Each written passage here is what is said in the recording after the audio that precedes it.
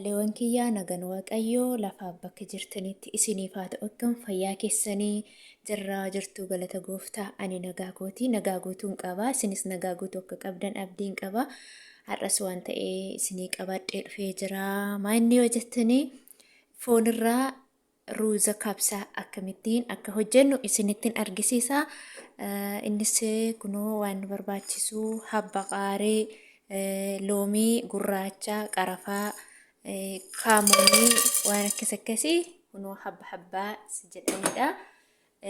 Kanoo itti aansee asumarraan immoo zayita haga isin barbaatan haga feetan jechuudha. Itti naqattanii xiqqoo mahmastanii inni kuni keezbaraa isa jedhanii firee keezbaraa yaani dimbilaala biyya keenyaa isa jedhamudha. Ishee gugurraatti kun immoo qundi barbaree firee isaati. Kana immoo waraqaarii loomii kan kana hin beektu jedhee yaada yeroo hedduu araboonni kana itti fayyadamu. Innaa itti aansee immoo kamitti naqadhaa kanatti dafeetuma qullubbii kiyyaa itti naqadhaa jechuudha.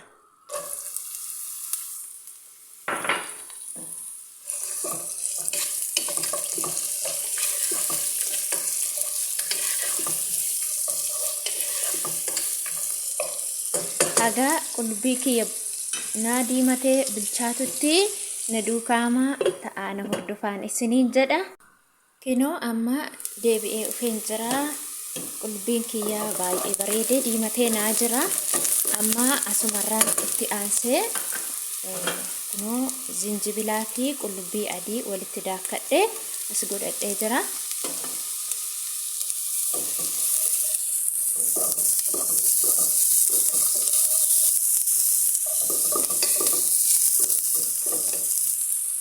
Egaa qullubbii fi diimaa isaa fi adii isaa wal keessa ta'eeti aguma diimateen ta'aan isin argisiisa.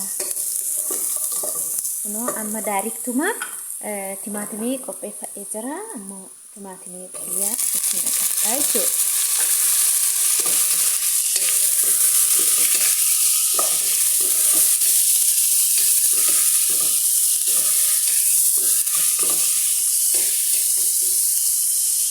Amma xiqqooshee haga inni timaatimii kiyyaa naa bilchaatutti na hordofaan isinii. Ammallee deebi'ee dhufee jira kunoo haala kanaanii timaatimiin illee baay'ee bilchaatee jira. Amma gara qimaaqimii maalitti naqadhu isin argisiisa. Kunoo qimamii adii noormaalii jechuudha. Maankaa ishii xiqqootti hin guuchisneyyuu akka isinitti tole gochuu hin dandeessu isinii. Darbee immoo kunoo kaamonii daakuusaa daakkadhee kaawwadhee jira. Kunoo ammas qimamii kaariidha. Inni kun immoo xiqqoo hin hodhaa. Akka barbarii qaba hin beeku garuu xiqqishuu hin hodhaa natti fakkaate. Kun immoo irdiidha. Manka ishii xixiqqoottidha jechuudha.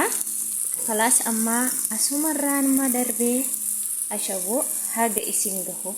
Ani kunoo kanuma barbaada ashaboo gurguddaadha. Haga gah jettanii itti yaadan jechuudha.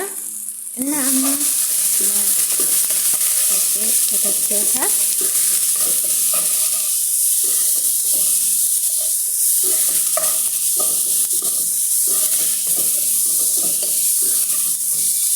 egaa akkasitti qimaaqimii keessan wal nyaatee booda itti aasuuni waan itti naqattanis isillee isin argisiisa isiniin jedha. Amma foon qopheeffadhee kaawwadhee jira. Foon yeroo kukkutu bargaddi godheeni akkan ani kukkutee kaawwadhu yeroo hundumaa jechuudha. Akkan ruuzii keessaa namatti tolutti jechuudha. Kunoo amma foonsaa kana qopheeffadhee jira. Baay'ee isinitti tole.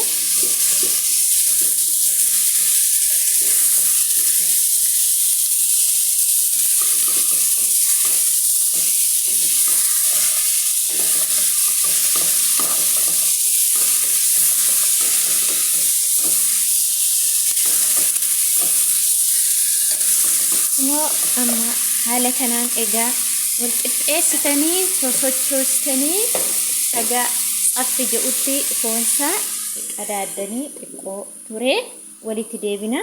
Kinoo deebi'ee dhufee jira. Baay'ee naa bilchaatee jira. Foonsaa qullubbii isaa walitti bilchaatee jira. Amma xiqqishuu fi bishaan dhabitti godha akka inni bilchaatutti jechuudha. Ammallee dabalee qullubbii isaa timaatimii isaa haga inni sirriitti bilchaatutti.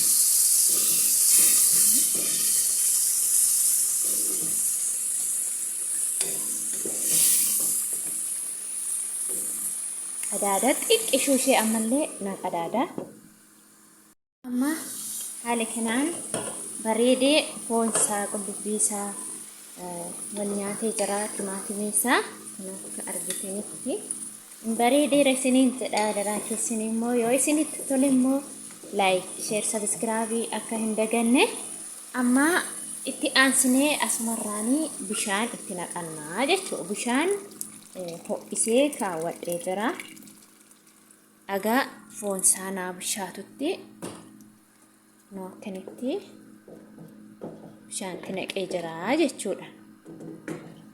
Haga umaatti na hordofaa. Umni isaas maal akka ta'e walumaan ilaallaa jaalleewwan kiyya. Haga sitti immoo na hordofa. Amma itti qadaadadhee haga inni bilchaatu daqiiqaa na barbaachisu ilaallachaarra banee ilaalee kalaata. Haga sitti na hordofaa isiniin jedha.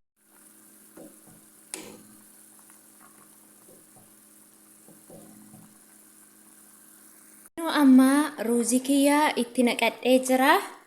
Amma akkasittiin ilaalaa baay'ee foonsaas bilchaatee hundumti isaa bareedee ashaboo saawuma isaa edaa ilaalee baay'ee naa bareedeeti. Kunoo amma ruuzii kiyyaa kan miiccadhee bareechadhee kaawwadheeru amma itti naqee jira.